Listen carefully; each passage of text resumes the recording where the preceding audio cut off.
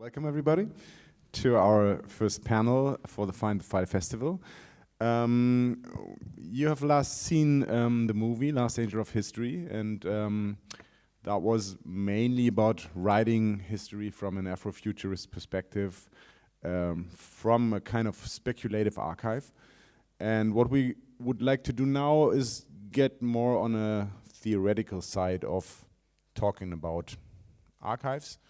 And this would be our first panel titled Keeping Tracks, Saving Sonic Heritage. And we've got 4 participants here, which I would like to introduce to you briefly. Afterwards, they would introduce themselves to you with their own keynote speeches. So the first person I would like to introduce to you is Mr. Ahmed Adan. He's the advisor to the Ministry of Information, Culture and Tourism from Mogadishu, Somalia. Welcome, it's great that we have you here. Next to him is Brigid Cohen. She's assistant professor of music, a historical musicologist from New York University. Thank you for joining us today. And then we have Michael E. Veal. He's a musician, he's professor of ethnomusicology at Yale University and a musician as well, if I've seen. An Afrobeat musician, which I find really, really interesting. Okay, with CD on sale. Upstairs, and then right next to me is Lucy Ilado. Lucy is a music journalist and cultural activist from Nairobi, Kenya. Welcome. Okay, so Ahmed, if you would like to start with your first presentation, and then we have the presentations one after the other. Thank you.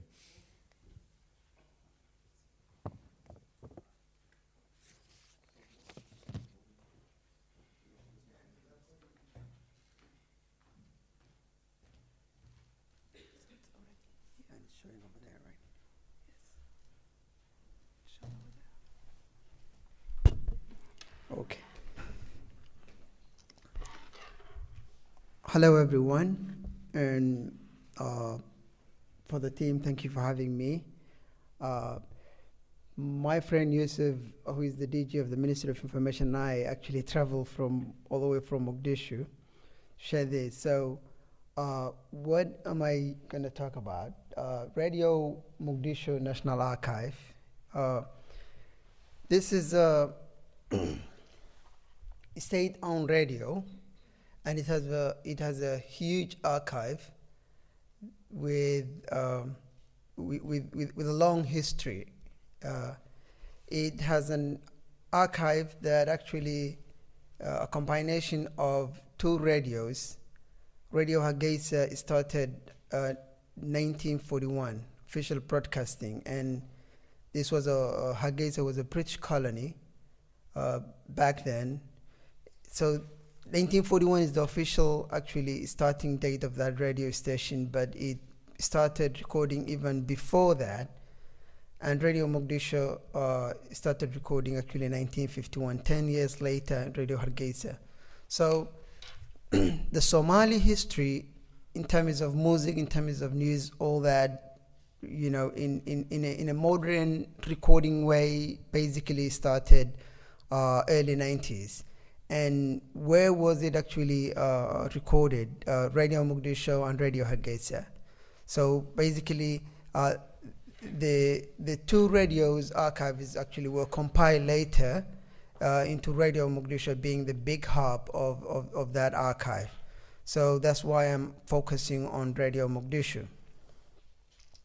So the broadcasting history of the Somalia, as I mentioned, it started that time, but it also and it was mainly focused in Somali language, but it also had some materials in Arabic or Romo language, Italian, and also English.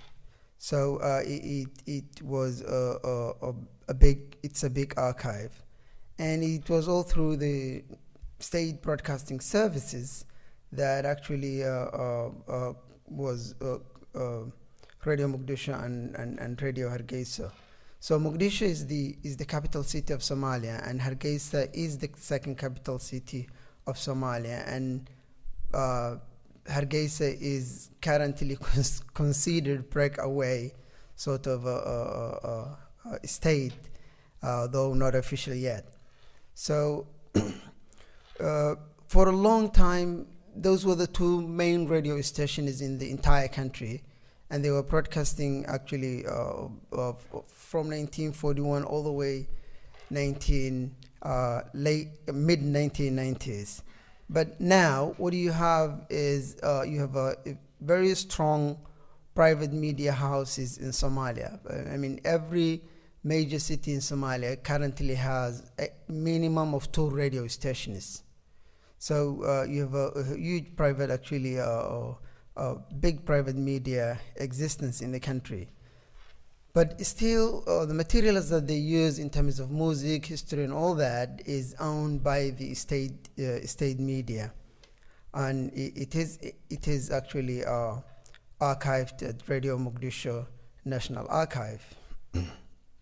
So the archive is still in an analog form, majority of it. You have millions of recorders still in an analog form. So a few years back, we started actually digitalizing those records actually, and we managed around 100,000 digital records. Majority of the songs actually that are very popular, and we're focusing only the popular because that's what the audience is interested. But you still have almost over 1 million recorders that are in an analog form. And when I'm saying analog, I'm going to show you. This is the on the left. Sorry, this is the sort of a cassettes they are in. They are in that format, and we're trying to make it digital. So the digital process is going on right now, and it's in a very small scale. We can only manage around 1,000 actually songs actually or recorders to be able to digitalize. And these are the machines we're using, and we had 2 years back we had only 4 of them, and now only 2 are working. So that is the, sorry, I'm confusing you. That is actually the status of that record. I mean, what's amazing is this archive actually survived during the civil war, starting Somalia central government collapsed in 1990, and all the way until 2004. There was no official government in Somalia, only warlords and actually militia groups were running the whole country. So over that period, actually few policemen were taking care of this archive. And I just want to actually at least give you an idea of some of the oldest records actually that are in this archive and managed to get digitalized. And this is one of them.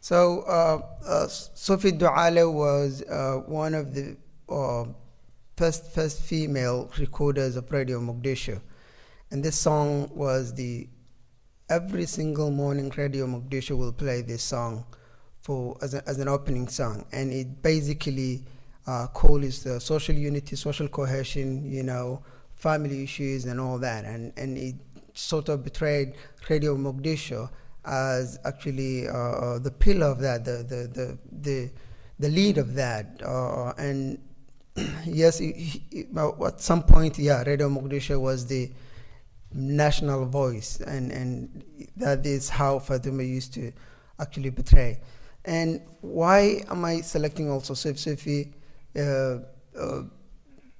Somali female singers actually in early 50s and 40s were actually something of that was not allowed within the Somali culture. It was not okay a woman to go in front of a people and sing. So she was one of the first people to come forward and say, okay, well, I'm singing. What can you do about it? And state protected actually that sort of a change. And she was amazing. Other singers followed, and that was actually the breakthrough back then.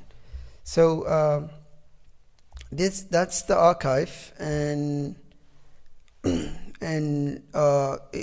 brief history of the archive. But what is inside this archive? It is really, it has a huge history. It has a lot of propaganda material used by regimes actually to mobilize the public. You have that sort of a history. You also have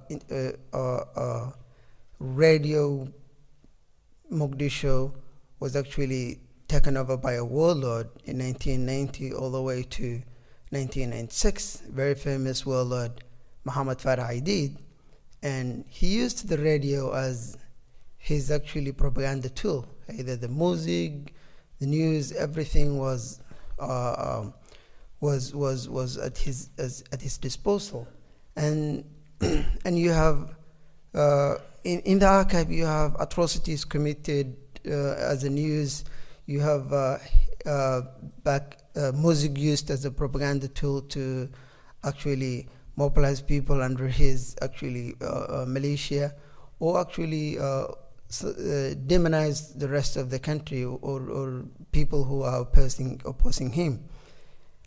And you also have actually 1976-77 Somalia waging a war against Ethiopia, and back then the regime using Radio Mogadishu as the main propaganda tool to mobilize people and actually get support for that big war. And it was a bad war between Ethiopia and Somalia, and it lasted almost 3-4 years, and a lot of lives were lost between Ethiopia and Somalia. So it has all that side, and also another positive side where civil orientation is in terms of democracy, in terms of elections, in terms of health, in terms of social development, farming, all that were actually encouraged. So you have the good and the bad within this archive, and you also have civility in that actually recordings of love story, music, actually modernization, nightlife is in Mogadishu, history of young people actually in terms of education, creativity, and all that. So you have a lot of history that is actually not, that is in this recording, but you can't see it in books and others. So it is, we believe it's really a huge archive that is very crucial and big part of the Somali history. So I just want to stop right there. Thank you very much for listening.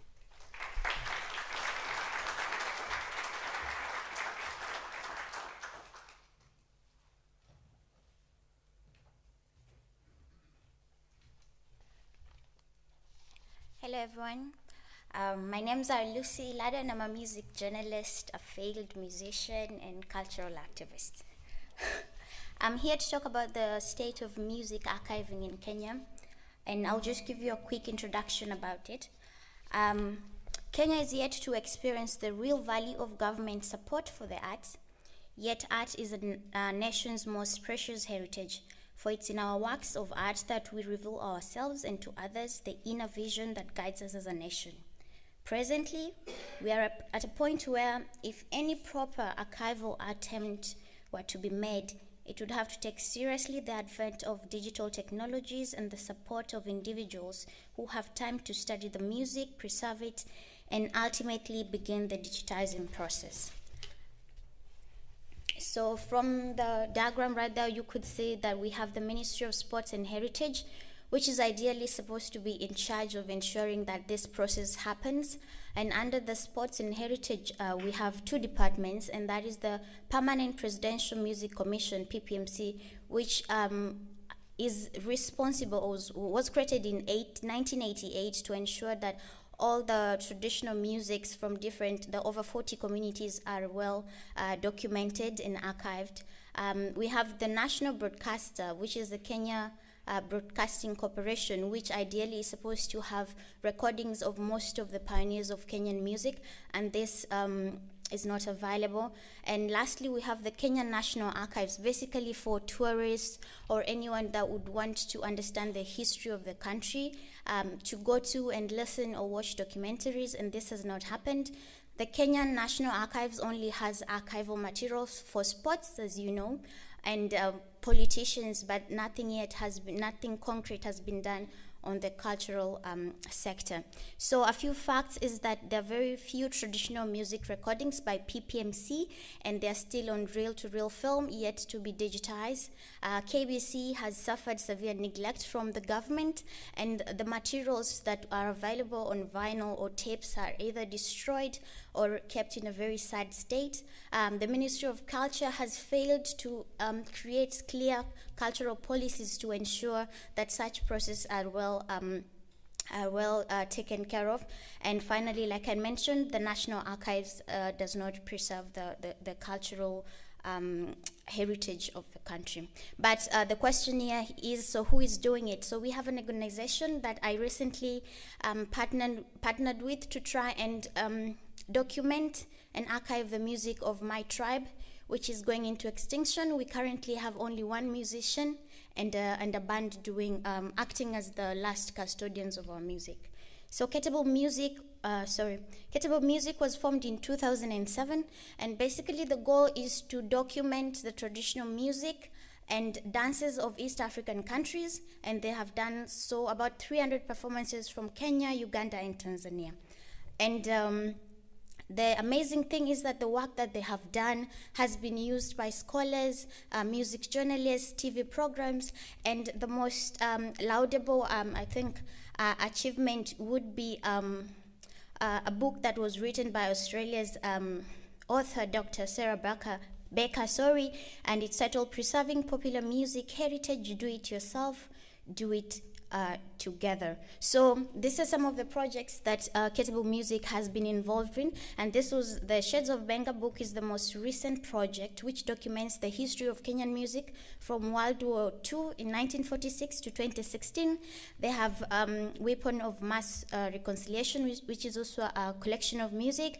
They also record musicians, or we call them modern artists, that are trying to have a foundation of Kenya's authentic sound, and one of them is Winyo, and they released an album called Benga Blues. They also have recorded a group of women from northern Kenya, which is very rare to find women doing music from that region because of the religion, and they were able to put up an album for them. And they also have a series of collections in form of booklets, documentaries, and audios. As you can see there, we have Kenya's Songs of Protest. These are musics on activism. We have Kenya's Funky Hits. There was a time in Kenya where Kenyan artists were very crazy about American funk. They would dress in the wigs and have the boogie shoes and all that. We have the Kikuyu popular music. As you can see, the guy looks like he just came back from Texas with the cowboy hat and everything.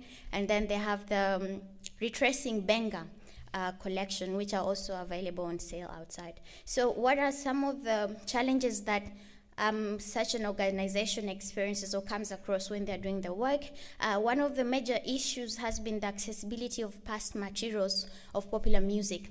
Nairobi was the headquarters, we call it the headquarters of music in East Africa, because a lot of labels from the UK, the US would come and set up base there, and artists would travel from around the region to record. But when these record labels went back to their countries, they went with materials. So it's very difficult to travel and, of course, acquire these materials. And that is why if an organization is not well supported, funded, so to speak, then they're not able to do such works. The staff also at Kettlebell Music does not have the right training to or knowledge of the latest technologies to use to archive these materials that they've been collecting since 2007.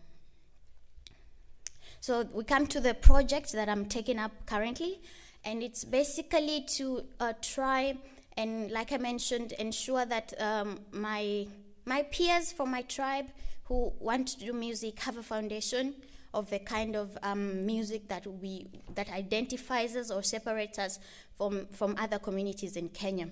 And like I said, we have one musician called Obasie Palinyang. He's 82 years old, and he's the last solo artist from my tribe. And he's a multi-instrumentalist, and he's been doing music for the past 50 years and does not have any album or any recording of his music, but he's well known around the community because he would have open air concerts and perform, or at funerals, or after every 5 years a politician would come and call him to compose songs, and that is the only recording of his work that is available. We also have a group of young men who are also taking up the instrument. The Adeudeu instrument is a 6-string instrument that can be played by solo, bass, or rhythm. And we only have one band in our community that does that. And they are also getting old, and the young people seem not to be interested in taking up after them. So as you can see on the picture there, we have the 3 smaller Adeudeus, and then there is the bass, which is quite big. You have to sit on it to play. And down right there, we have the women who play the drums, and they dance as well. So what Kettlebell did is I was able to go and do pre-research on the music. So we just wanted a pilot to use to talk to people and show them the music and see if anyone would be interested in supporting the cause. So we went there last year and we recorded the musicians at the comfort of their homes, and this is what we had. So this is Obasie, and he was backed up by his youngest wife, son, and children.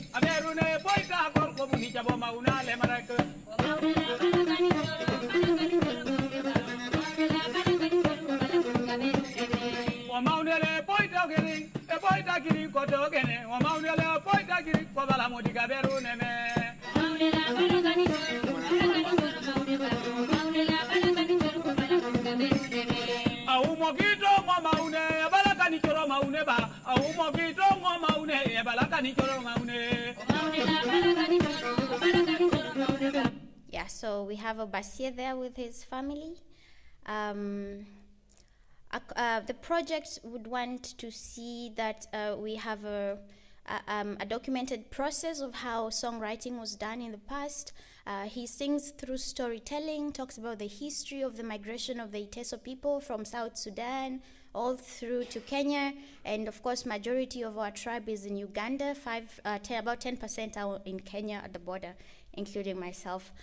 He sings about marriages and just advice, and we would like to see young artists to also take up these themes, because this is some of the elements that are missing at in the current music that is being released by a lot of African artists. You know, music does not carry the content that it used to in the past.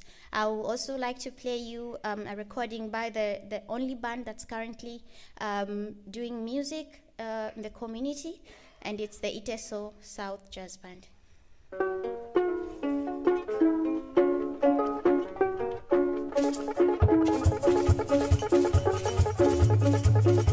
Ai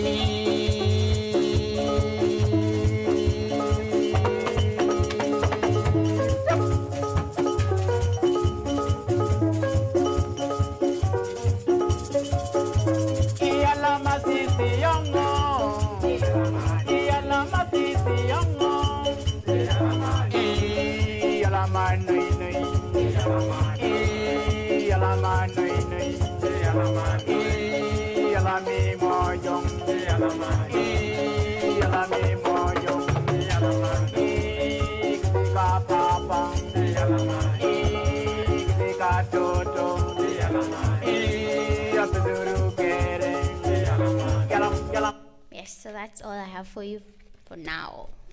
Thank you very much.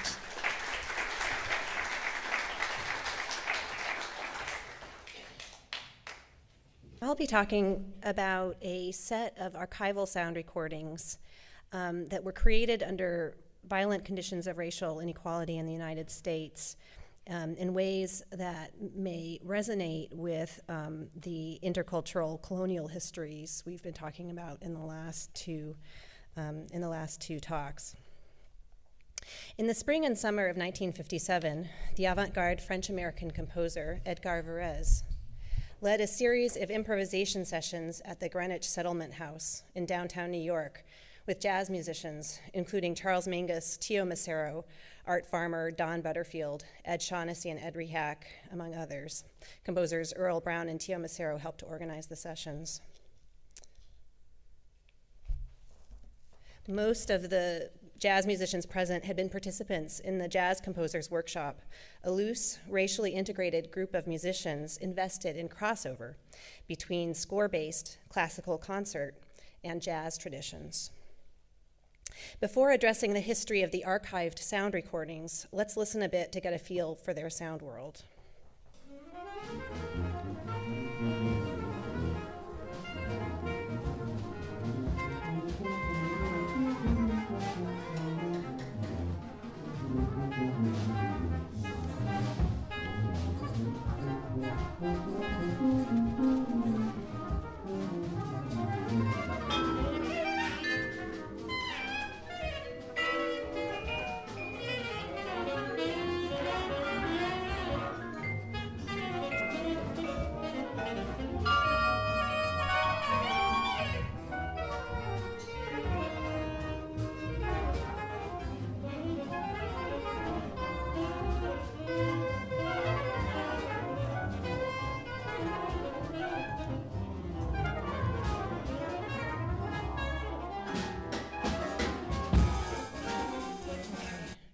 Okay, so we heard a kind of fast-paced experimental music that brought to bear the idioms of modal jazz in a rhythmically and harmonically open framework, working within a large-scale simultaneous improvisation. And the names of specific jazz musicians associated with this recording come to us only through oral history.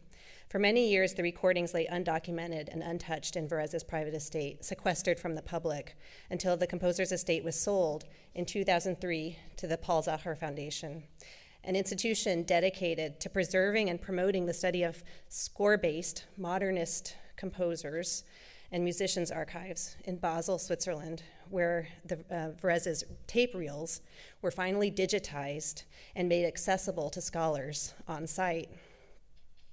Like the rest of Varèse's estate, these recordings have been preserved as emblems of his iconic creative legacy, a legacy that proved essential to constructing a canon of white American cultural achievement and Euro-American musical identity during a crucial period of quote-unquote Western transatlantic alliance during the Cold War. From the 1950s to the present, the French-American Varèse has been treated as a symbol of American cultural genius and transatlantic solidarity between Western Europe and the United States in the 20th century, and his star really rose in conjunction with this early Cold War period where he was perceived as a symbol of Euro-American solidarity and modernity. But there's a problem in the way the archive assigns significance to the jazz recordings under the name of Varèse. And that problem, of course, arises from the vexed heritage of white American appropriations of Black musical culture of the kind Varèse's practice exemplified. This problem has only compounded in the afterlife of the sound files. Despite the Paul Zacher Foundation's strict conditions of access, bootlegged MP3s of the Greenwich House improv sessions nonetheless proliferated online, breathlessly hyping Varèse's leadership as having produced, quote, the first free jazz recording, totally unissued in the history of music. the intellectual property rights of the jazz musicians have effectively been ignored in the web proliferation of bootlegged MP3s that have amplified Varèse's own legend of genius, which fans now seek to extend outward to the realm of free jazz in a gesture that effectively undermines the authorship of Black musicians who worked in racially integrated settings. Varèse himself contributed significantly to this erasure because he failed to record the names of sessions musicians in any documents remaining in his musical estate.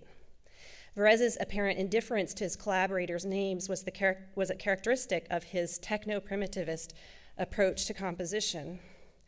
Throughout his career, Varèse sought to revivify white Euro-American music traditions by appropriating sounds and symbols from racialized others whom he characterized as simultaneously primeval and ultra-modern. This aesthetic tendency of techno-primitivism reveals the supposedly archaic in the contemporary and vice versa. As Louis Chude-Soke has written, jazz became, quote, a sign and sound of primitive Africa and of the machine. These stereotypes, of course, arise from the genocidal legacy of slavery and its aftermath in which human beings were treated as things. Within this dehumanizing framework, musicians' individual names seemingly didn't matter because the musicians' Black signifying work simply served as a source for regeneration within a techno-primitivist, colonialist imaginary, in Chude-Soke's terms. Indeed, recordings of the improv sessions appear on a tape reel labeled Sources, alongside industrial sounds that Varèse later incorporated into his famous work, the Poème électronique, which premiered in 1958 at the Brussels World's Fair. And this was another moment where he was a cultural emissary and his work was promoted on an international stage that helped to secure the reputation that ensures his prominent place in the archive. Some of the most unusual aspects of the sessions are best understood within a techno-primitivist framework. At Greenwich House, Varèse asked the jazz musicians to produce sounds that resembled the output of electronic instruments. And so, for example, he had the tuba player produce flutter tonguing sounds that resembles square waves. This sound sample of this, there it is. He's trying to produce sounds that resemble the sounds that can be produced on oscillators. Okay, yeah. So some of the recordings just include these kinds of sound effects.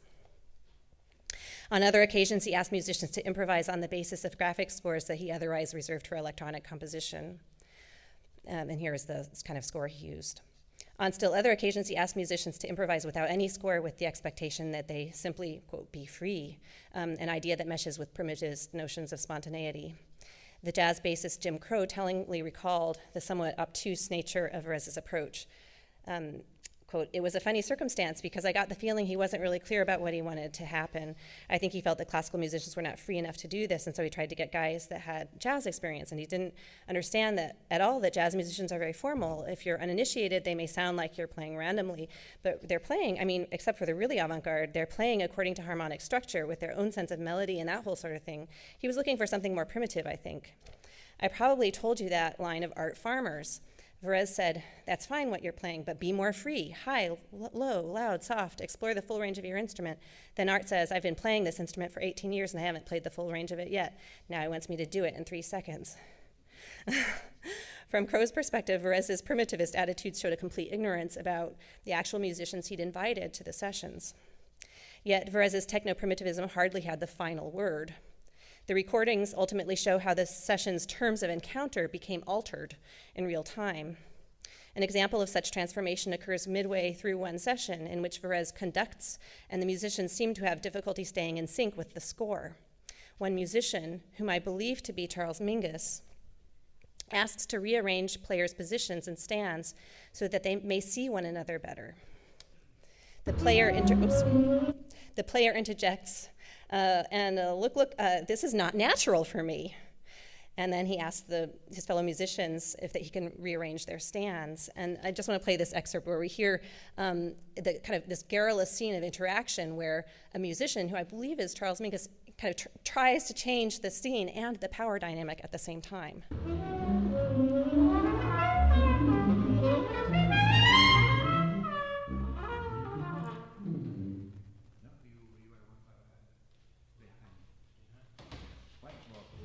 Once more with it. That's Varese. 4, 1.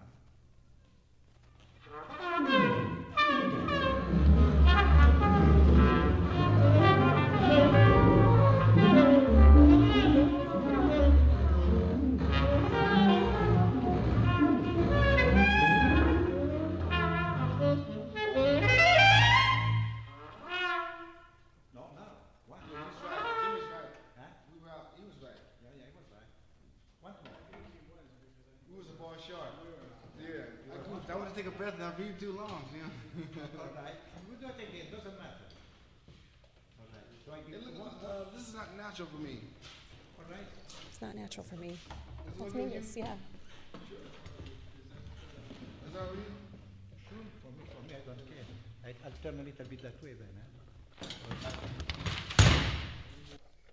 At the start of the sessions, the musicians' stands may have been positioned concert style to face the conductor more directly than one another. In rearranging the stands, Mingus improved conditions for improvising as a multi-part conversation, challenging the limitations of Varese's initial vision. The musician's words about the setup not being natural may speak not only to the spatial arrangement of the players, but also to the racialized power relations that freeze Black musicians like Mingus in techno-primitivist stereotype. Such conditions were not natural for Mingus, a point he forcefully articulated again and again in his voluminous interviews, written words, and in his Poetics of Music. With such agonistic scenes in mind, I would suggest that the heritage to be saved through these, the heritage to be saved through these recordings is not one of the composer's genius, nor is it the heritage, in this case, of a bounded national, racial, ethnic, or Western transatlantic culture. Rather, the heritage is the difficult intercultural space of negotiation across and against an uneven racialized field of power.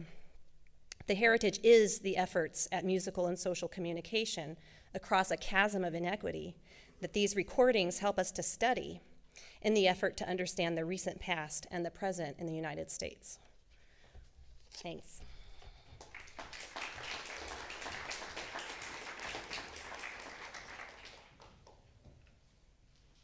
Archiving is in some ways a double-edged sword in that it encourages us to understand history as a collection of discrete moments as opposed to an ongoing process.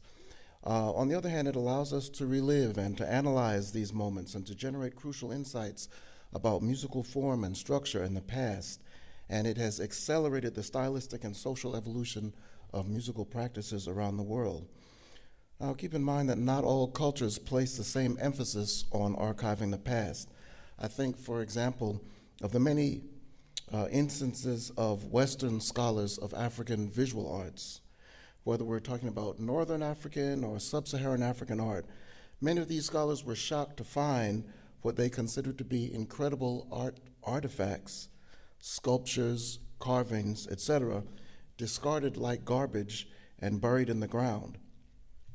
Now, in many of these cases, the indigenous thinking about these objects was that once they had served their ceremonial purposes, they no longer held value and they were discarded. But some of these recovered objects are now among the most valued and valuable objects in the Western Museum Gallery complex. So the idea here is that these objects are in fact serving two different purposes in the two different cultural locations. In Africa, they help to activate energies related to ritual or ceremonial purposes. When I plug in, you'll see an image of an Egyptian mummy buried sometime during the 26th Egyptian dynasty. And then you'll see another image of an Egyptian mummy in the collection of the Metropolitan Museum in New York. In Europe and the United States, on the other hand, these artifacts have been redefined as art objects, cementing the West status as plunderers of other cultures, cementing the West status as a center for artistic and intellectual exchange, and the objects exist to facilitate the exchange of capital in and around the largely Western-based art and the art world. Now, whether or not we believe in things such as spirits, when we consider the fact that these Egyptian artifacts, for example, were supposed to accompany the spirit of the deceased person for eternity, relocating them to an art museum in another land directly contradicts the intended purposes of the object, and at least in a philosophical sense, and maybe in other senses, that is problematic.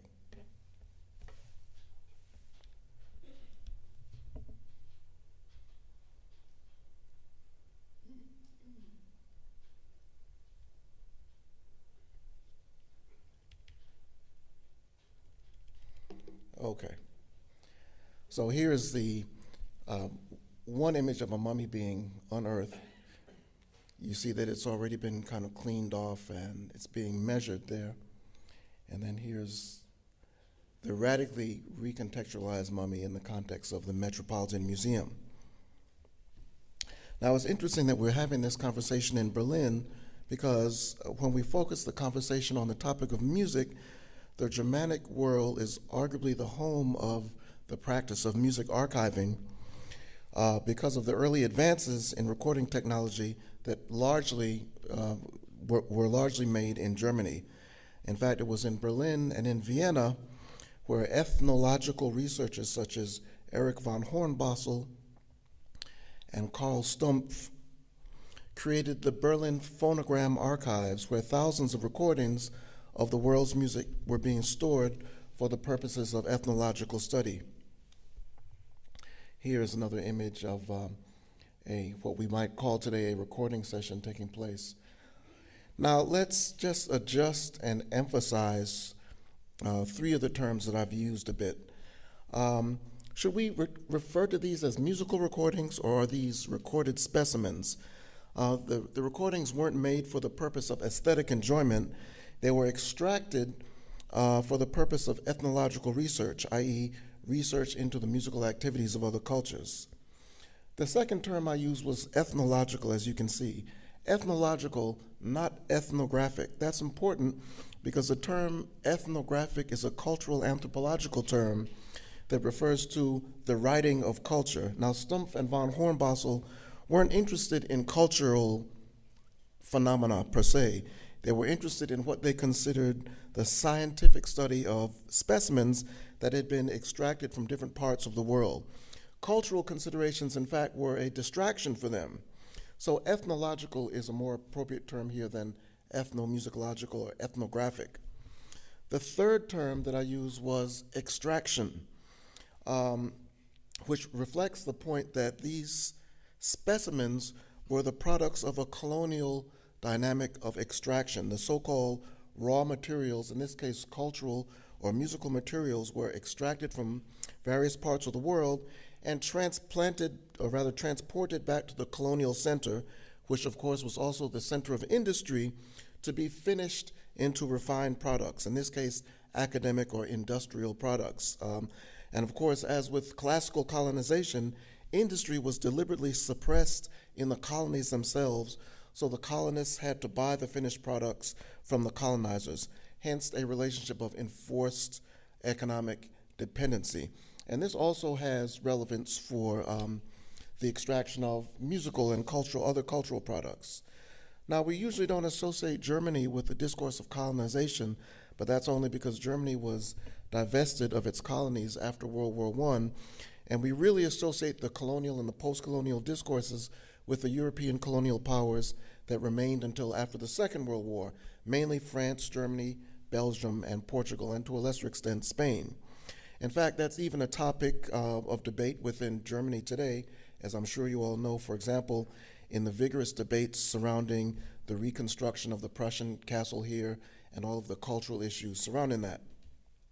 The other reason I mentioned colonization is because Stumpf and von Hornbostel were working within what we refer to today as an evolutionist paradigm, meaning that their understanding of cultural evolution was that all of the world's cultures developed along a linearized timeline from pre-industrial, or what they referred to as primitive, to the industrial state of Europe and the United States.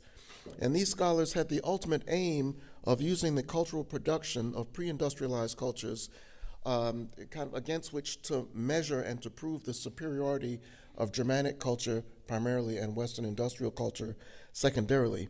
So the reason I mention all of this is to make the point that archiving is also an act of power. It is a means of constructing and controlling history. Extraction of any kind, in fact, is an act of power. Now, of course, the story is not quite this simple. Stumpf and von Hornbostel also felt that the very act of learning about other cultures potentially contributed to an increase in cross-cultural understanding. In fact, this was one of the rationales that they made to their potential patrons and donors. On one hand, they would be confirming the superiority of Germanic culture. On the other hand, however, they would be supporting the effort of cross-cultural dialogue and building cross-cultural understanding. So in this way, Stumpf and von Hornbostel were in fact progressive thinkers in the context of their times. They were ahead of their times in certain ways. None of the other early figures of what became ethnomusicology or comparative musicology or aspired to an increase in cross-cultural understanding. Most of them, in one way or another, were participating in the project directly or indirectly of nation building or empire building. We're talking about figures such as Bartók and Kodály in Hungary and Alexander Ellis in England.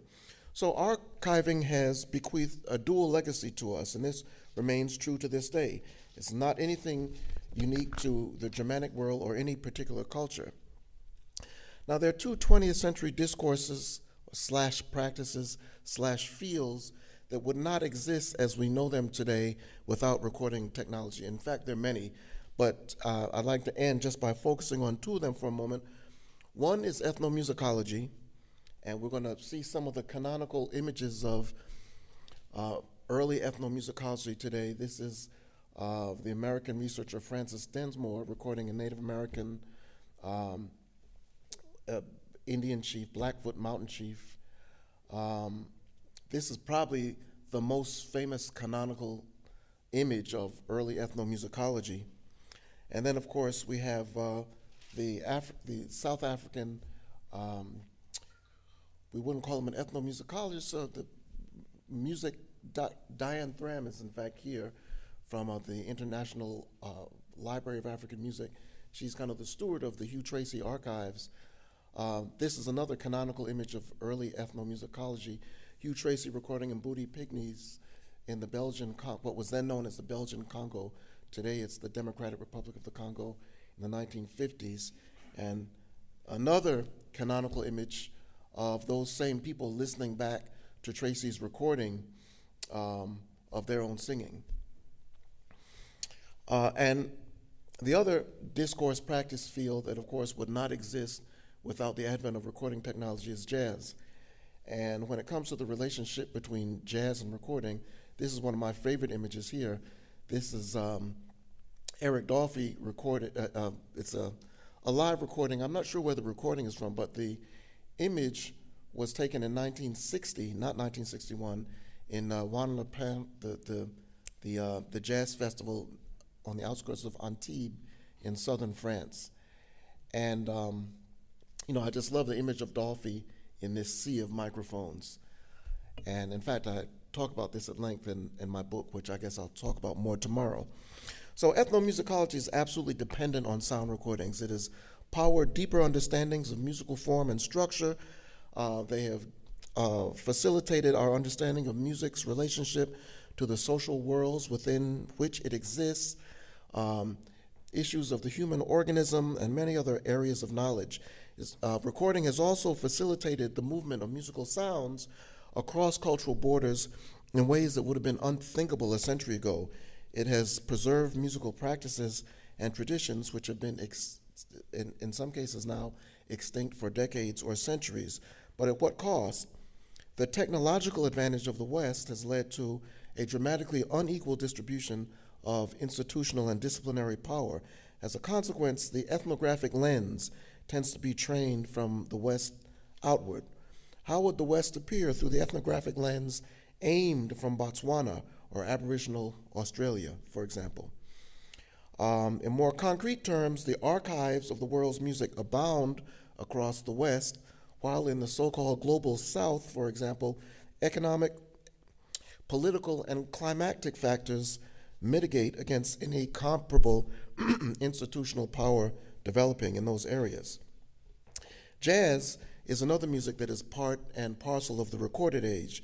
It evolved from a recreational street music, or let's say a ceremonial music in New Orleans around the turn of the 20th century, to the popular dance music of the English-speaking Western world, to a virtuosic art music in the decades after World War II, to an experimental art music, all in the space of 60 years. There's no way that this could have happened without the advent of sound recording. It took the Western art music tradition 6 centuries to evolve from Gregorian chant to post-war experimentalism, for example. And sound recordings, of course, are the primary documents of jazz. So again, at what cost? The transformation of this improvisation-driven music into the frozen gestures of sound recording has arguably gutted the music of its transformative spiritual, political, and even economic potential in certain ways. And that's because the recordings have, among many other effects, allowed the experience of the music to become increasingly individualized. Of course, this is an observation that we can make about recorded music in general, not only jazz, but we might argue that the deep struggle of jazz has been to maintain and protect its economic, political, and spiritual power despite the eviscerating effects of recording and commodification. So I'll pause here. I know we have a lot to chop up here, so thank you very much.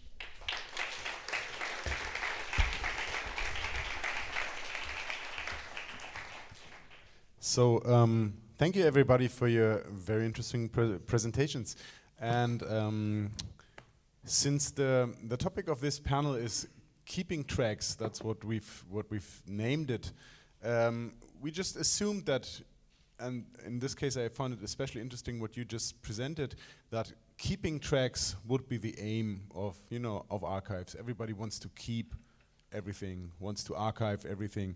And what Michael has just presented was kind of a critique of the Western notion. I mean, I guess it's mostly a Western notion to put everything in the shelf, to put everything in a museum, to just record your history, to just keep everything. So my initial question to all of you to start this discussion would be, what would you think? I mean, does everything need to be preserved? Do we need to keep everything? Because was not forgetting and the loss always part of human history, so that people could progress, so that they were not, stopped by their past? What do you think?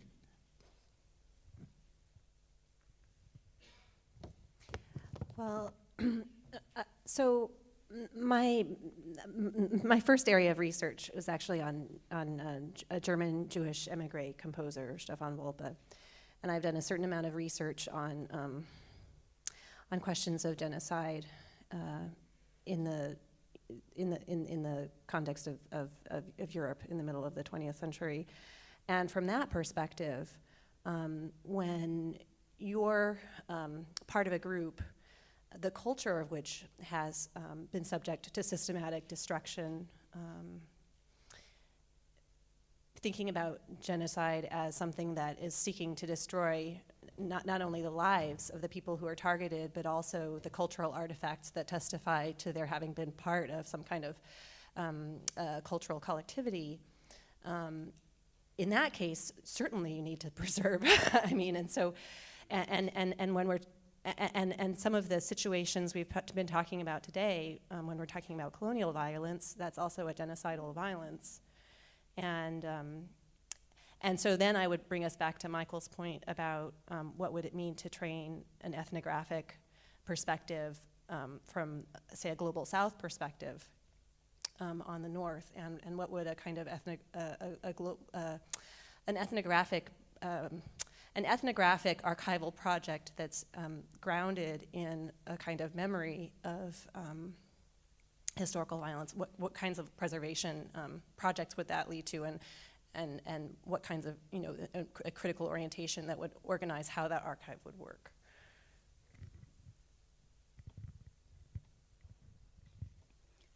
Musically, I think it's important to have this archiving, because back home we usually say that if you don't know where you're from, then you have no direction of where you're going.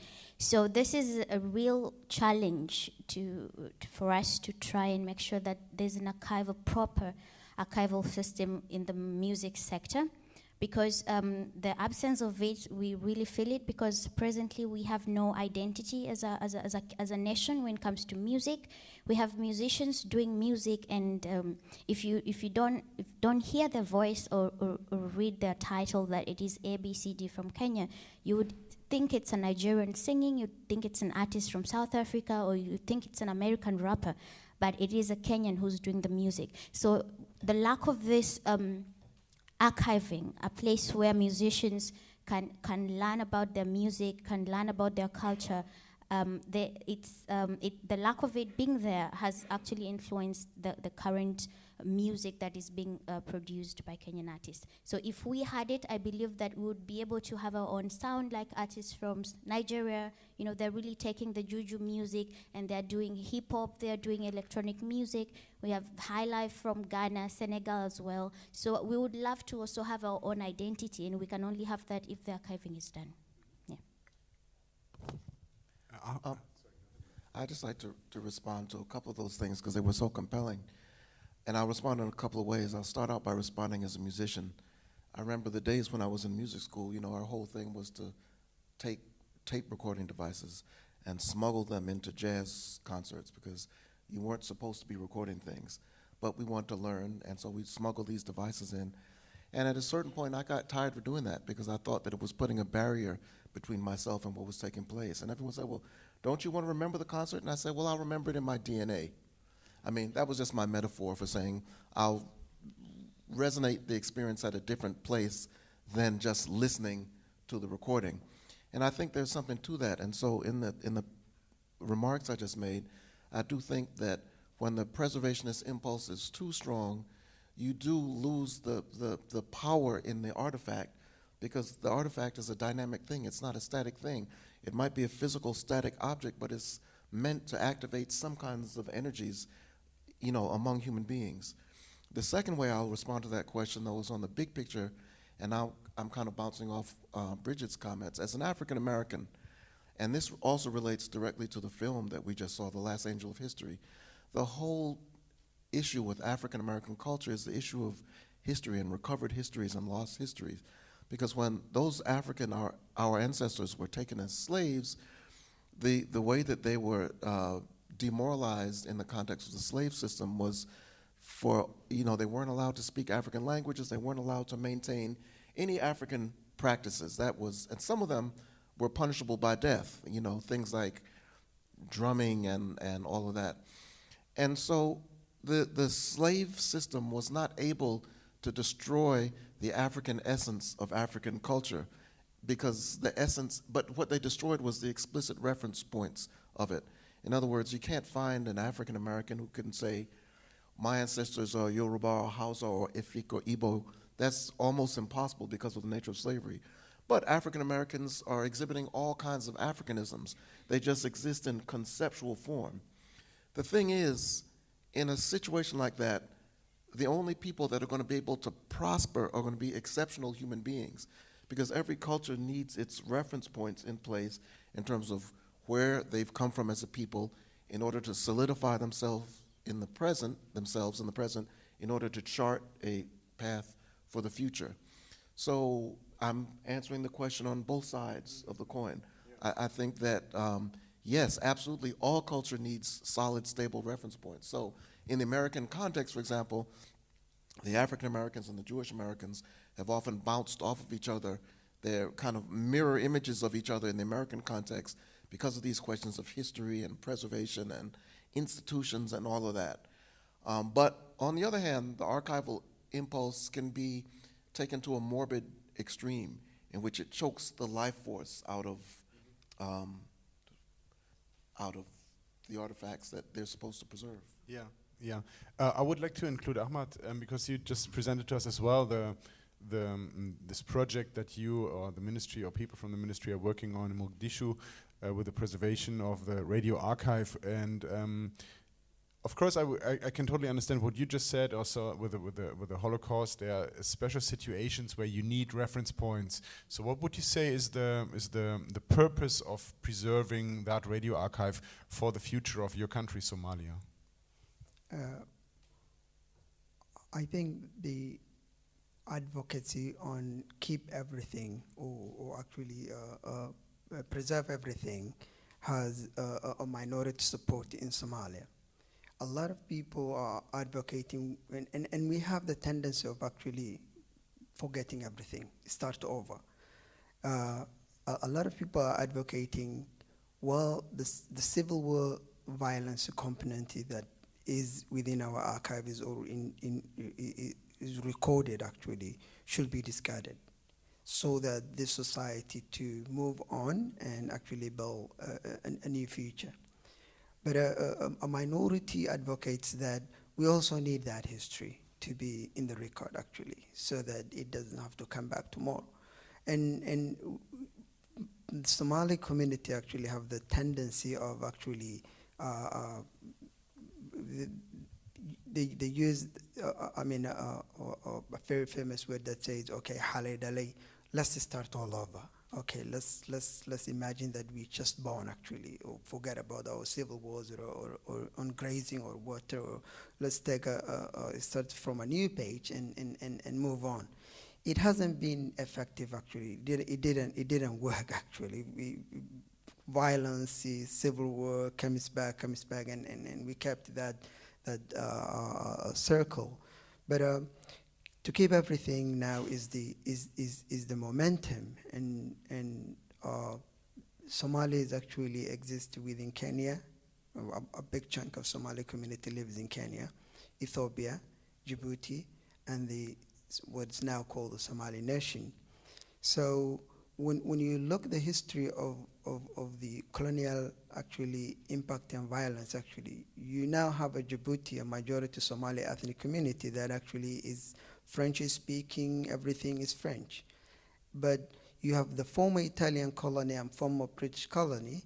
Basically, nobody speaks Italian now, which was a very popular language back in 60s and 70s actually.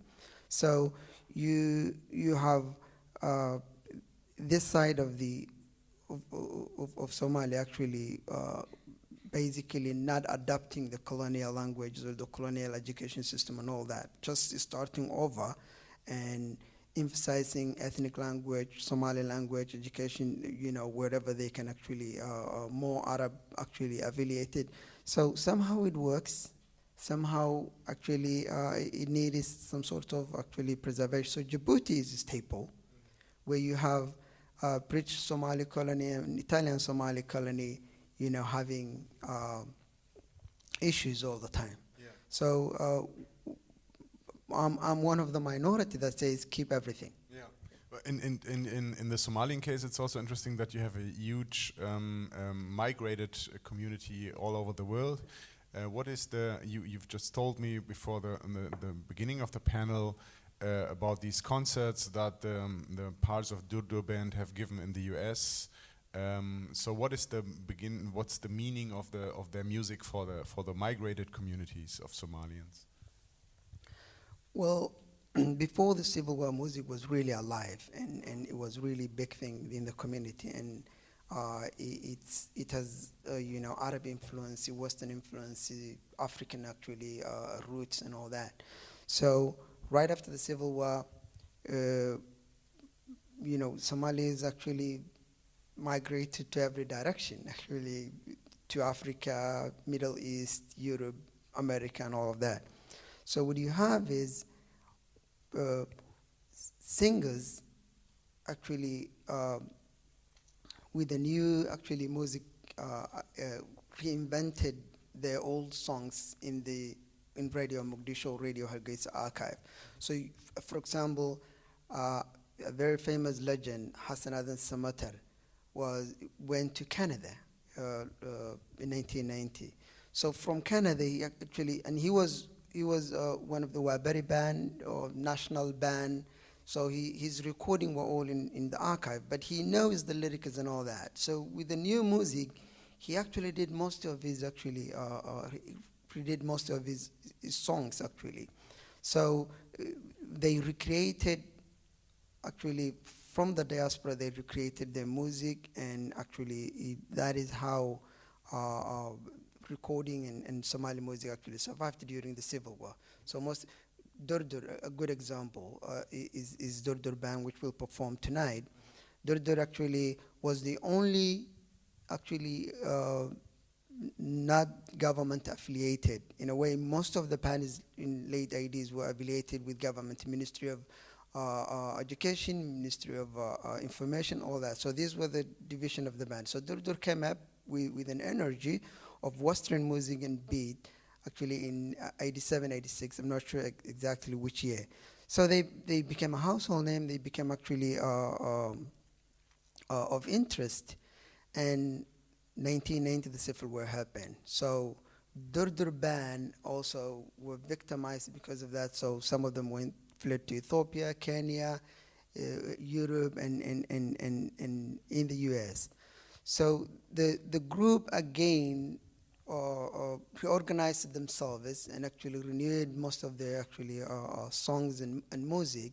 And what you have now is their biggest reunion from 1990 until now. Today here in Berlin we have I mean it's a historic moment because the team is coming back together. You know, though I'm not seeing young people in all of them are actually in their mid age, but 87, 89, they were really vibrant, young, and actually loved musicians in Mogadishu. You wrote something interesting. There was archived music assumes special value under the pressure of conditions and uprooting. So, would you want to say something about the value of music for an uprooted community? Absolutely. So there are many ways to think about this. I think, you know, it's hard to think of music as not being an occasion for gathering. So, so whether we're talking about live music or whether we're talking about the kinds of social communities that form around music recordings, music calls out for forms of sociability that are really important for uprooted individuals. And it even relates to the fact that music itself is something that defies easy representation or easy words for remembrance or for discussion, and even just the conversations that can emerge as we're dealing, coming to terms, thinking through, playing, innovating in relation to musical language that themselves are so slippery and hard to get. And so there's something that invites this engagement and sociability, and that just seems like a kind of almost like a life raft for individuals who are having to establish new affiliations and new bonds in communities because of uprooting. I would also say that the question of archive, I mean, this is also, why it's interesting to think about sound archives and music archives, because on the one hand, we might think about the archive as establishing things as fixed, but then music itself is a medium that resists fixity in a way. And so I see sound archives and music archives as a fantastic way to think about the archive as a new beginning, or as something that brings about new transformations that doesn't remain dead in a vault or in a museum. And that's one reason why I just find this such a compelling topic, and also why the programming here has been so exciting.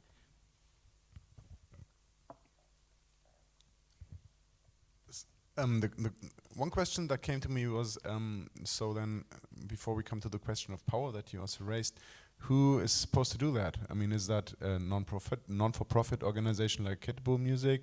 Is that supposed to be the state? Is that supposed to be a commercial company that kind of commodificates the music to archive it and then kind of reissues it?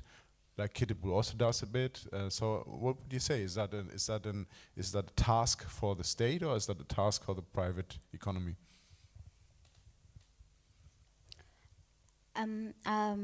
Ideally, it's supposed to be the responsibility of the Ministry of Sports and Heritage. As you can see, the Adan, the ministry is taking charge, so ideally it should be coming from the ministry. And in Kenya, there is a specific department, the Permanent Presidential Music Commission, that was formed in 1988 specifically to do that. But between 1988 to late 90s, the few recordings that were done that I mentioned are still in reel-to-reel film. They've not yet been digitized, and nothing else has happened since then. So currently what happens is they basically just record. They would go to a different region and get a group of people together and record. But we need the content. We need the history of the music. We need the history of the instrument. We need the mode of composition, because there are different ways that people would compose music. We need all that, and from there it's from there that an upcoming artist, a young musician, would be able to study it and understand and still be able to produce the same music. And at this point, we don't want them to do the traditional ethnic music. We want them to have it as a foundation, like you mentioned, and from there create something new, create something vibrant out of it, because the world music is there are different trends coming out, electronic music and all that, and we would not want them to still do the traditional music. But what we're saying is to have the foundation. So yes, it is the government that is supposed to do that, but they have not been able to do it. At least there is no concrete evidence to do that. Secondly, in the past, the national broadcaster would bring in live bands on stage at the TV station, and they would record them. But unfortunately, the funny thing in Kenya is that when they brought in a second group the following week, they would record on top of that. So they would delete it. So they wouldn't keep that. And that is why if you talk about the pioneers of music, there is no recording of their performances, but they would tell you, oh, we recorded them. They were in studio, you know. Secondly, the few materials that were recorded, the pioneer journalists somehow grabbed.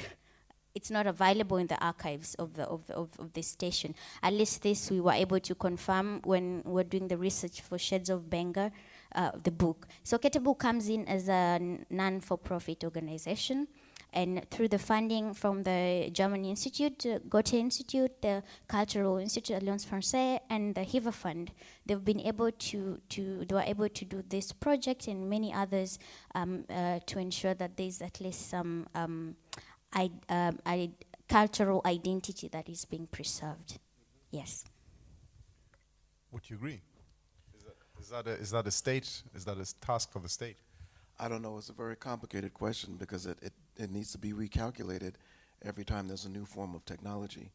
So now that we're in the digital era, it's like all bets are off. I mean, thinking about the history of so-called ethnographic recording, none of that material, when it was originally compiled, was intended for commercial sale, or very, very little of it. I mean, whether we're talking about what was taking place in Berlin, I'm not sure about the Hugh Tracy recordings, but, you know, when we get to the 1960s and 70s, when ethnomusicology begins to be a thing and there's this growing market for recordings of indigenous music from around the world, then you've got a commercial market, but it's still very rarefied and very narrow.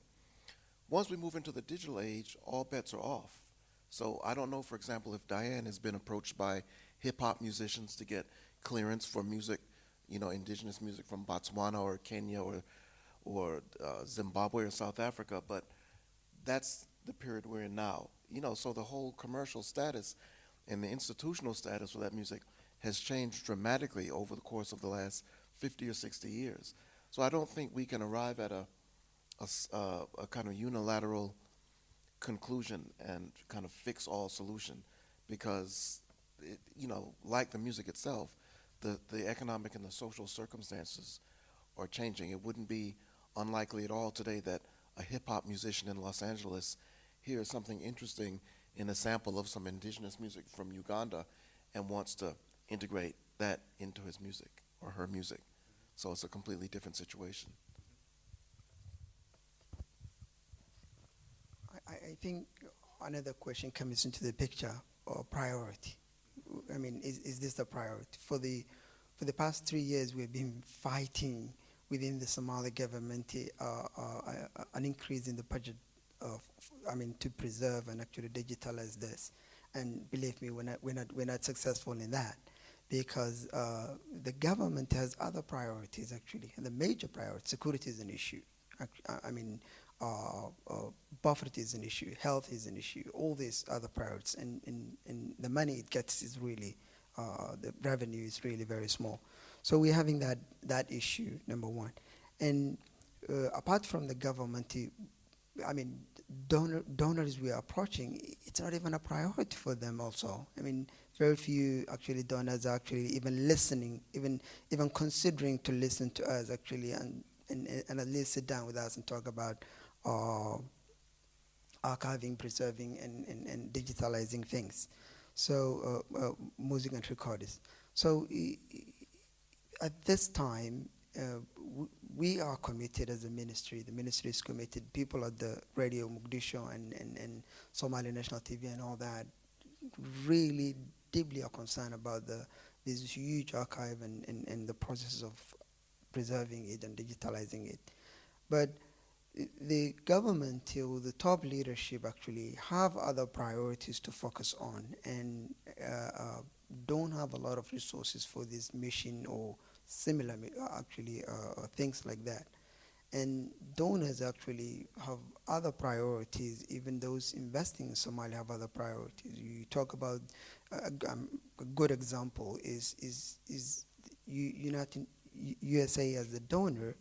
I mean, the entire focus is stabilization. Money is spent on USAID is investing in stabilization. The UK and David are actually investing in youth stabilization and all that. Others have priorities in terms of actually food security and health and others. So it's really hard to sell things. So we're trying our best, and we're really struggling. Yeah.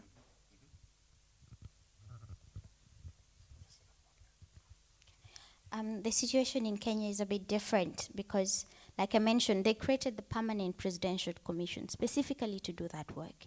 And we have about 40 counties. These are different regions in the country. And every county has a cultural kitty. So every county has money set aside for culture. So we are not talking about doing something huge. We're just talking about them having a documentation of music from their region. So this is something that they can do, and they choose not to. The money is, goes missing somewhere, but there is.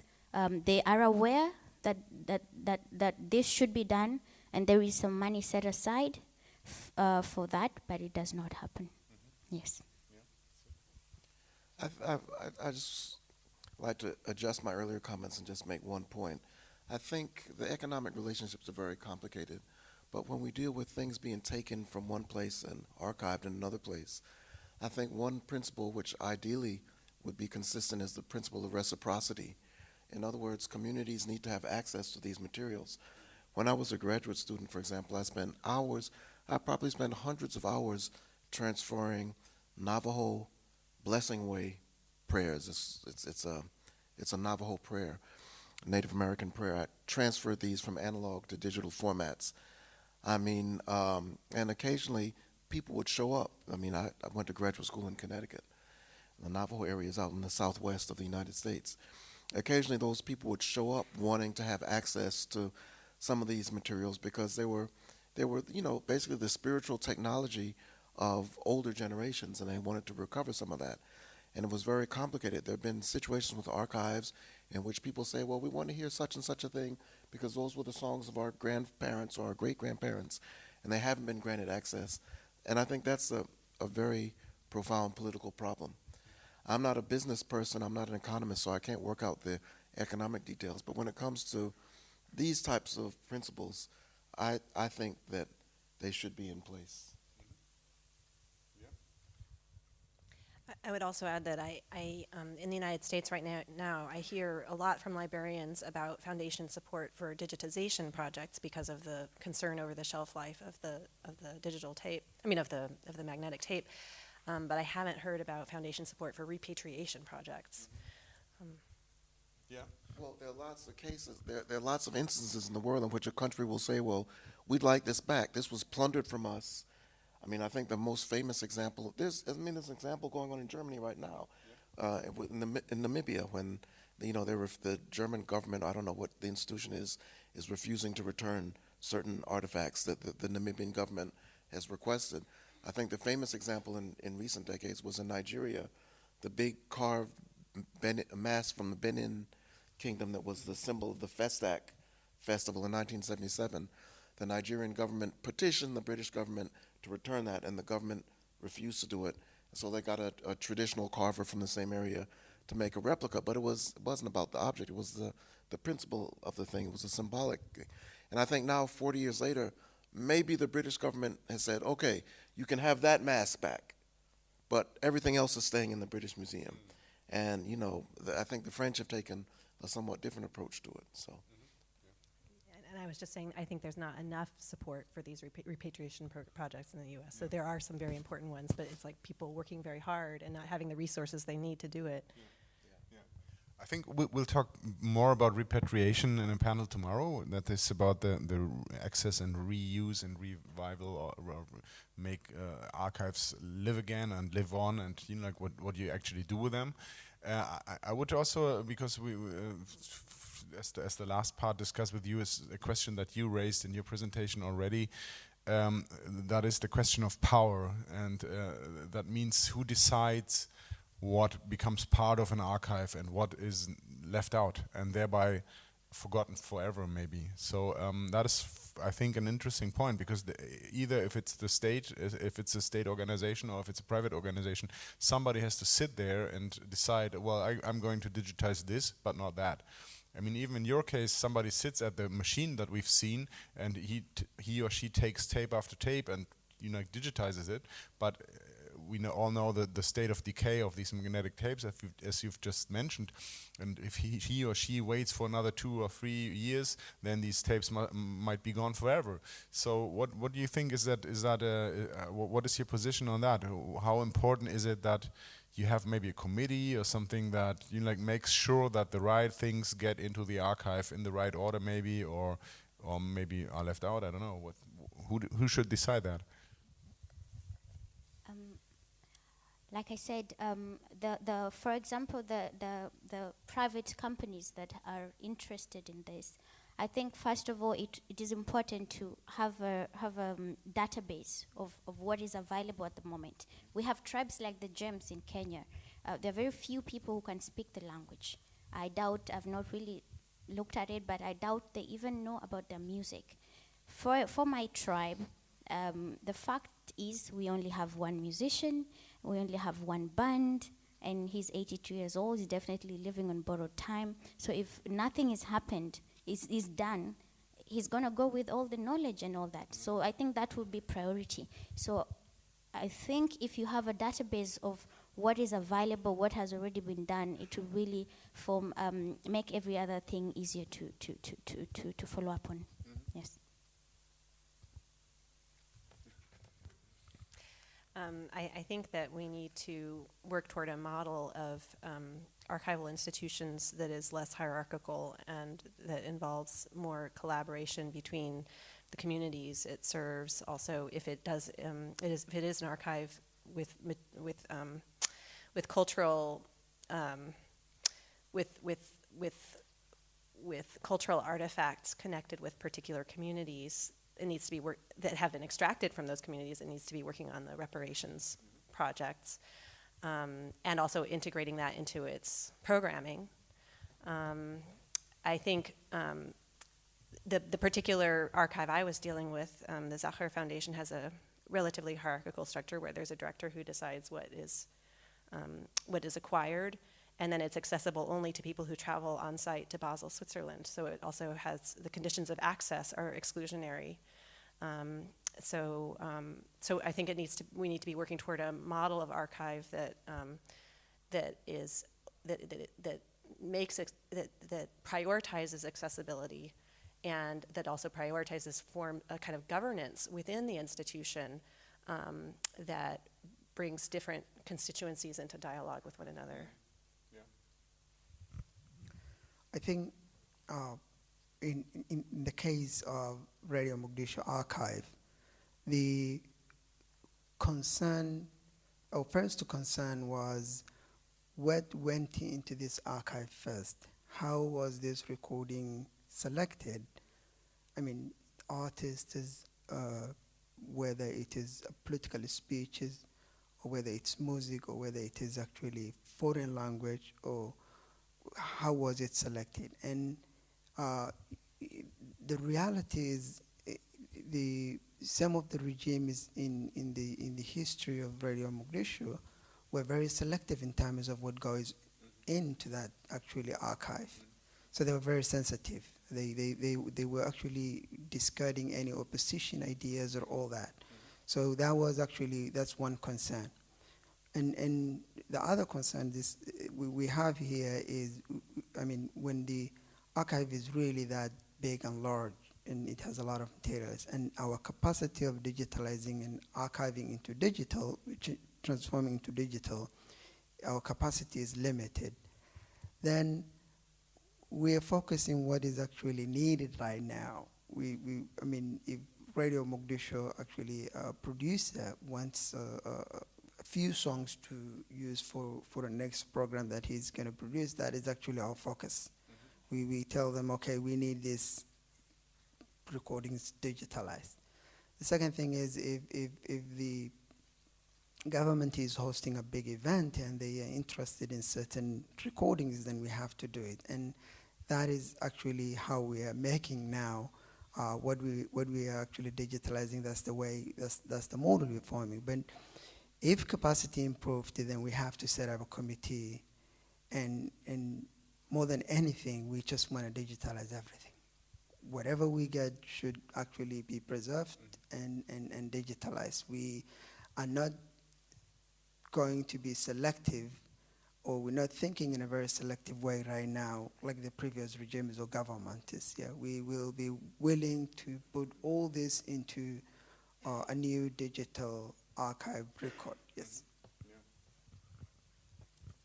Yeah, one point that comes to mind is that the very concept of, or the very reality of digital culture has actually radically transformed the concept of what constitutes an archive, I would say.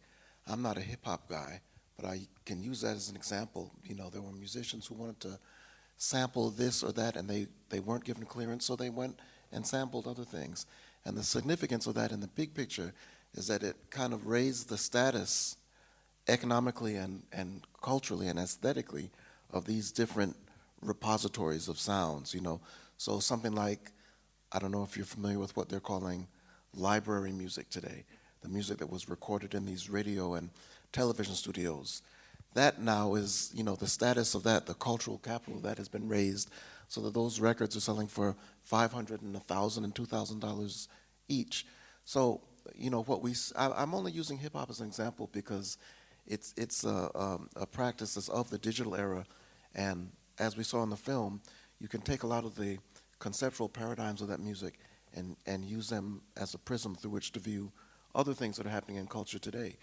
And so, you know, whether it's the proliferation of easily portable recording devices, or whether it's different aesthetic ideas that are created in the context of digital culture, like everything now has an aesthetic value, whereas previously, you know, this was an acceptable recording because of maybe its level of sonic fidelity, whereas that was not. So, for example, I'm working on a book on John Coltrane, rather Miles Davis, excuse me, and Miles Davis had a group called the Lost Quintet.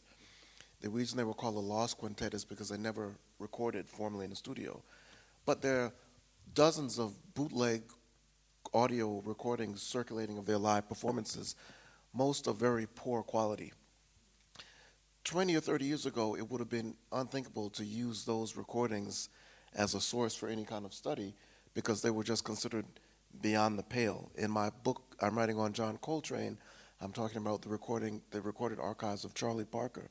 There's a whole region of Charlie Parker recordings that are called blah, blah, blah, last unissued, because the sound quality is so horrible.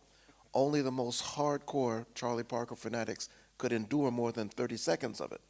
But now in the digital era, that's totally different, you know, because the digital era has given us the tools to go in and work with those materials in a different way. You can slow them down, you can clean them up, or you can just accept them in their horrible, corrupted, compromised fidelity, and that is a form of aesthetic value in itself. And when you've got people also walking around with all these devices, recording whatever they want, wherever, whether it's a field recording or a highly corporatized commercial recording, the boundaries have really come down. So what constitutes an archive? Is it what's in someone's basement, or what's on someone's hard drive, or what's stored in an institution like this, or a library or an academic institution? So I think all these things have to be rethought in the context of digital technology. Yeah, that's a very interesting point. We also are going to have a panel on this topic tomorrow about informal archiving, and I would say that one of the main differences would be the question of accessibility. As long as somebody has it on their private hard drive, it's not open for public to access. Whereas if you have an institution, whether it be a private one or a state one or whatever, you could at least ask for access. I mean, you wouldn't even know that it's there if one hip hop guy sampled it someday, and you know. So I think that is a main difference. I was also thinking about to come back again to this problem of power, that yeah, when you are a state organization, a political organization with a political agenda, you as you just said, you select the recordings that you make part of your archives, so you have this agenda in your background. Whereas as a commercial organization, you just archive the stuff that sells well. I mean, Ketable Music would not, I guess, try to issue a book set on some very obscure, I don't know, just give me an idea. I don't know. Would they? You people as Teso people, if I got it right, is that so? Would they Iteso? Did Ketable do a box on Iteso music? Because I mean, you said it's just 200,000 people, so I guess the potential buyership for that would be very small. So. Perhaps I forgot to mention the recordings that they make, they don't sell. It's for archiving purposes. They don't sell. So it's just to have the content available for anyone who's interested. Yeah, sure. Yes. But I was referring to the box sets that are on sale upstairs in the shop. Yes. They do record some old musicians doing the old styles that are also going into extinction, away from the ethnical musics. Yes, and they do sell that. Yeah. Okay. Yes. Because I mean, and they're very particular, like you mentioned, on the kind of artists that they work with. I see. Yes. Yeah. Well, you know, actually a very interesting example of this. Think of the nation Guinea Republic. I'm talking about Guinea-Conakry. During the years in which Sékou Touré was head of state, he founded a state-run recording label called Xylophone, and it recorded the music of the kind of modernized music of the jellies, you know, the griots, the court historians and all that. And they created one of the most powerful archives of contemporary African music, because those were lineage, you know, they were hereditary musicians. Many of them were virtuoso musicians. It was an incredible body of work that was created in Xylophone. When Sékou Touré was deposed, and of course there were all kinds of problems in Guinea with different ethnic groups and blah, blah, blah, and the French were, you know, they were kind of the Cuba of Africa. The French had blockaded them. No one knew what happened to those archives. And because Sékou Touré had been flirting with the Iron Curtain countries, they said that the archives had been taken to, I don't know if it was Slovenia, I mean some place that you never would imagine. Mm-hmm. But somehow the British Library discovered those archives. And I'm mentioning this because those recordings were originally made for commercial purposes, you know. And they're bought and sold. They were the popular music of the day in Guinea. Mm-hmm. Now they're all available, not only the things that were released in that time, but literally hundreds more recordings that were never released in that time. They're all available to be streamed through the British Library website. There's a sub-site called something like Endangered Musics or whatever. So I think that's a really interesting example, because the music was conceived in a context of commercialism, and now it's gone in the other direction. It's archived in such a way that it's available for free. All you have to do is go sign into the British Library site. It's interesting that no French organization did it, since Guinea was a former French colony and still heavily involved with France. But anyway, this is an example of the opposite taking place. I see. Okay, anybody else wants to add something? Well, in the case of Somalia, actually, PBC, British Broadcasting Corporation, is huge, and there's a foreign language. Somali language is one of them, and they get hold of actually a large number of Somali music from Radio Hargeisa and Radio Mogadishu. And we still not definitely sure who belongs the right of that music. BBC actually moves from the point that they have the right to that music. Some of them, they actually went take another step and actually were dealing with the musicians.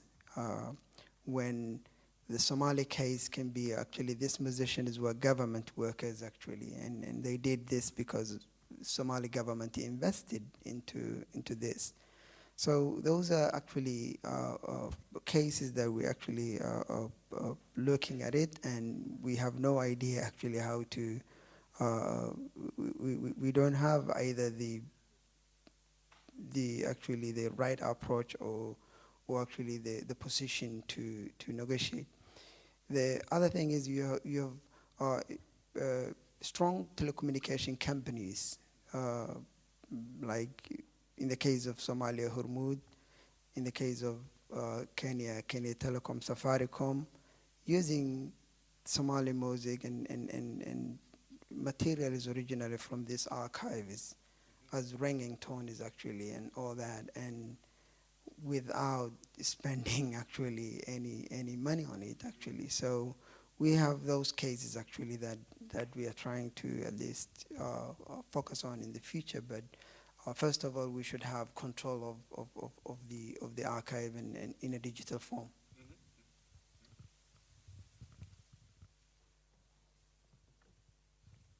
Okay, so I think if nobody of you wants to add anything, and that was all very interesting, and I think we had a very lively and good discussion. So I would like to open the panel now for Q&A from the audience. That's the last part, the last 50 minutes we got. So if we have any questions from anybody in the audience, please raise your hands. There's one there.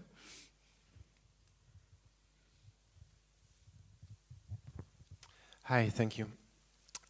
How, once the archive is there, how do we make it relatable, palatable, understandable to young generations? We're in a city of 3.5 million people here. There's about 100 of us here. So I don't think there's a big interest, and I think we're all above 30 or something, probably. So I don't think there's a big interest. I don't see any young up-and-coming artists that I know that live in Berlin. I don't see young classes studying in music schools.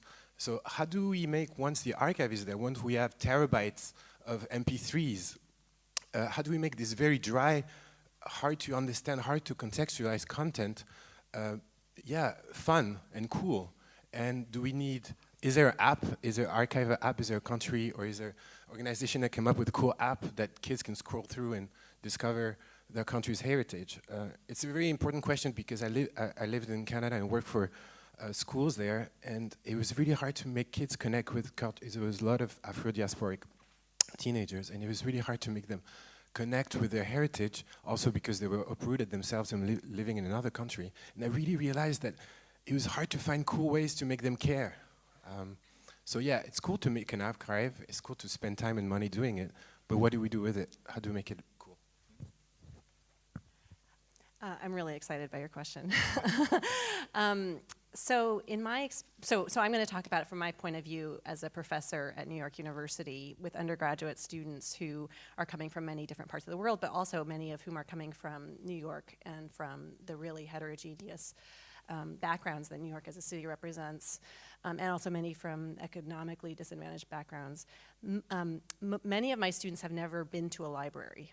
Even if they're in their second, third, fourth year at NYU, they haven't even been to the library because they're used to accessing stuff online. Many of them have not had much instruction in history in their secondary school, in their high schools. And they come into the classroom, especially at this historical moment, with a sense of, a sense of what's going on in the world through the media and through the very polarized media in the US, and also with, I would say, a destabilized sense of reality. Because you have these different media outlets who are describing what's happened in the world, or else who are describing what has historically happened in the world with like polar opposite points of view, even on questions like the history of slavery, for example. And what I have found is when I take them to the archive where they can see historical artifacts, they can see tape reels, listen to the tape reels, see sheet music published in the 1890s. Suddenly they're like grounded in a shared reality of a material artifact that is right there, and it's almost as though it has traveled time, from the 1890s or from the 1980s to the current day. And then we have a lively discussion about what that artifact means. And we're particularly lucky at NYU because our special collections specializes in the musics of the immigrant neighborhoods that constituted New York. And so that opens up a discussion about questions of belonging and citizenship that are on these students' minds. And so I think that this, like recognizing how these historical artifacts can in some ways actually answer the questions that are unsettling our young people right now during a time of political instability and media revolution. Because of the digital transformation and how it's transformed our sense of the world and reality, in ways that may be unprecedented since the printing press. I think that recognizing the value of these material artifacts as a starting point for a discussion that's grounded in a particular scene, a particular historical scene that is material, I think that's really important. I think that's a really interesting point, and I will just add to that we need to keep in mind that these kids, well, first of all, archiving is not a young person's game. No one wants to be in a library setting or an archival setting. They want to be out in the world having fun doing their thing, which is what they should be doing. But I think it's also important to keep in mind, and I'll return to my early ideas about how digital culture has reconfigured our idea of what constitutes a very archive. The amount of information that these kids have in their homes is staggering. I mean, talk about terabytes and terabytes of information that they have on their hard drives, their computers, their external hard drives, their memory sticks that they carry around all the time. So in a way, these kids are walking archivists themselves, and they're trying to deal with the deluge of digital information, which may not, so what Brigid is talking about is a way that you can kind of grab them and take them to a more traditionally construed archival space to engage them with their own histories and with the social and political histories around them. But, in their daily comings and goings, they are dealing with a deluge of digital information in all forms, sonic, visual, informational, etc. And so basically every kid we see coming down the street is a de facto archivist. And their own brain hard drive is probably considerably maxed out with information. Yeah. We have two panels exactly on these topics, on these questions that you've raised and answered tomorrow. That one would be the informal archivists, in that case record labels, but as well as young people collecting music, and the animation or the opening up of archives, and how do we make it accessible for people, and how do you make it lively or to live again or live. So if you're interested in these questions, you should also return to the panels tomorrow. There was another question here, I think. Yes, here's another. Okay. What's here? My background is I'm from African studies, and I worked in the archive of African music in the Thank you. I have another perspective. So I want just to comment, it's not a question. Already we were talking about music history and heritage. I think one which many people are not aware of, one fact is that musical production of popular music in Africa, and most African countries in the last 40, 50 years, I would say, was maybe done 90% on cassettes. And these cassettes, they are not archived. So just imagine that the popular music of Germany or United States would be in danger to disappear, the music of the last 40, 50 years. So this is a situation which is, so for instance, Mogadishu, the radio which they're doing is something like this, quite important, but I think it's important for almost every African country, and it's not just something which is important because to sell music or to listen to music. It's also some basic, I mean, archives are basic tools for instance, let's say historians. You don't know what historians would research in 20, 40, 50 years from now. Just as you mentioned the example of these obscure bootleg recordings. So and we have always in the Western world we have big archives of almost everything for popular music, for popular culture, and so on, and where historians can go and work on. And this is something which is really in danger, especially for African countries where music was produced on cassettes, to disappear if it's not digitized and put in standardized. I mean, there has been a lot of work done in the last few decades how to create digitized archives to use them. And yeah, and please do not archive MP3. Thank you. Okay, there's a reply to that directly here. We'll come to you in a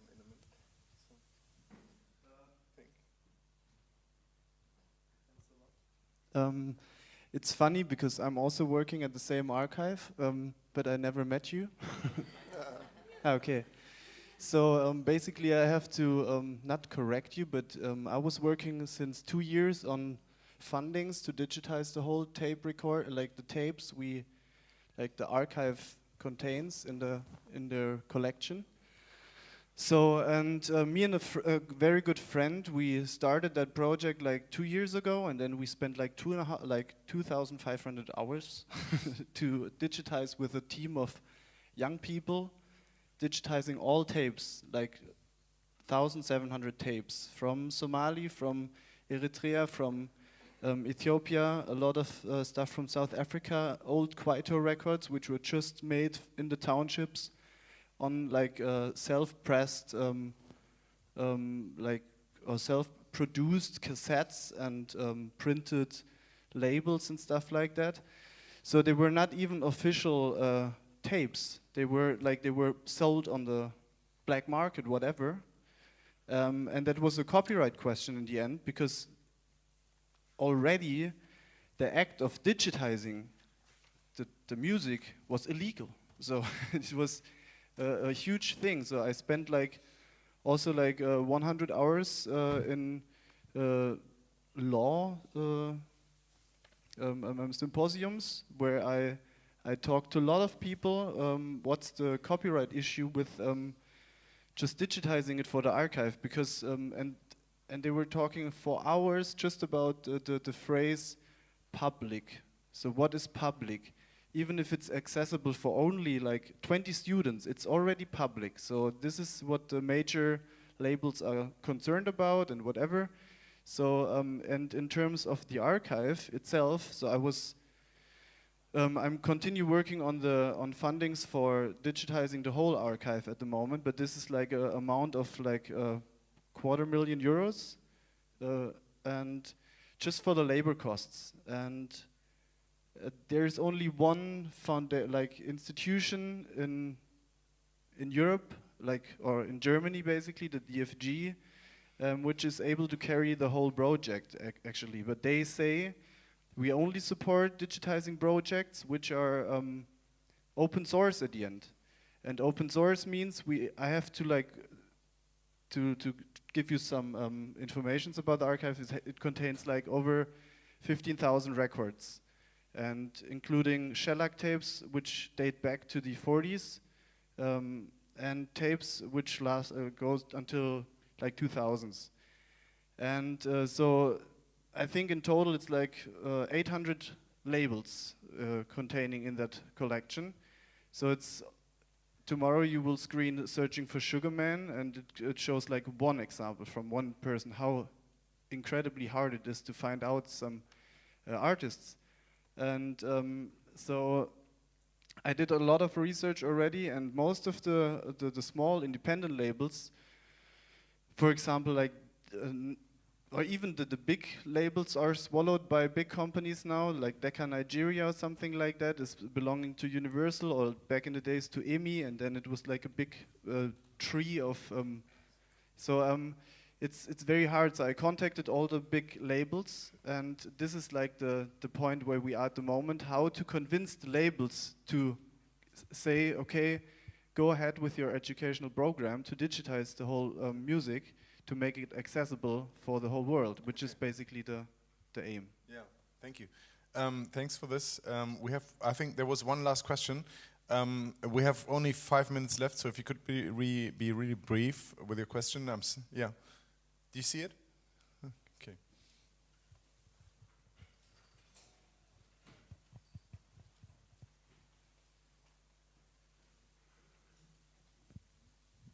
Thank you.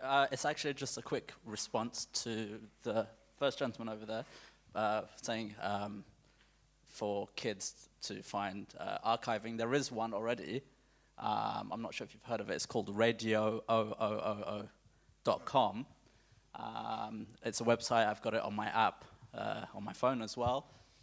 And I guess it's an informal kind of archiving, which I know you'll discuss tomorrow, but on there you have a map of the world. You can choose a decade and click a country that existed in that decade and listen to music from that country that existed in that decade that's been uploaded by individuals, which was introduced to me about 4 years ago when it was in a beta stage. Now it's moved from a beta stage. So I would say that's a very good form of a way for kids or the younger generation to access all this archive kind of music, as well as I said, it's on an app now. Question is, how do you market that to the new generation? Is a different question entirely, but yeah, it was just to respond to that. So yeah. Okay, we have to finish now. Time's up. 5 minutes? Pause. Okay, well, short break. Thank you, everybody. Thank you for all the participants for being up here and all your interesting presentations and the lively discussion. Thank you, everybody in the audience for your questions and for being here, for joining us.